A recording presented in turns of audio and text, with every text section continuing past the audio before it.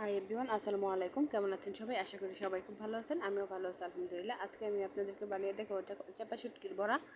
তো আশা করি ভিডিওটা আপনাদের ভালো লাগবে। ভিডিওটা ভালো লাগলে অবশ্যই লাইক কমেন্ট শেয়ার করবেন এবং পেজটি ফলো দিতে ভুলবেন না। এখানে আমি পেঁয়াজ আর রসুন কেটে বেছে নিচ্ছি। এখন আমি ব্লেন্ডার করে নেব। আর নিয়ে নিচ্ছি শুকনো মরিচ, কাঁচামরিচ, আর নিয়ে নিচ্ছি এখানে চেপা।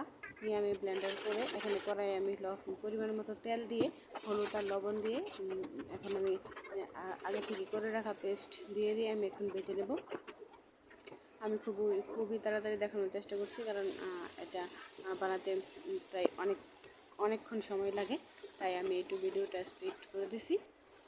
আর এই তো প্রায় আমার হয়ে গেছে। এখন আমি কুমড়া পাতায় এটা বলে নেব।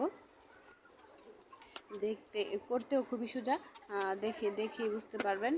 আশা করি সবার খুব ভালো লাগবে। যারা চাপা শুটকি পছন্দ করেন তাদের জন্য আজকের ভিডিওটা। এই তো আমি বলে নিছি। এখন আমি ভেজে নেব।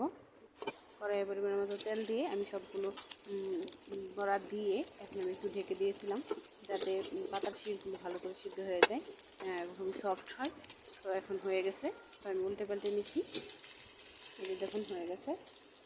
আপনাদেরকে একটু স্লোলি দেখানোর চেষ্টা করছি। আমি আস্তে আস্তে উল্টে পাল্টে সুন্দর করে ভেজে নিছি।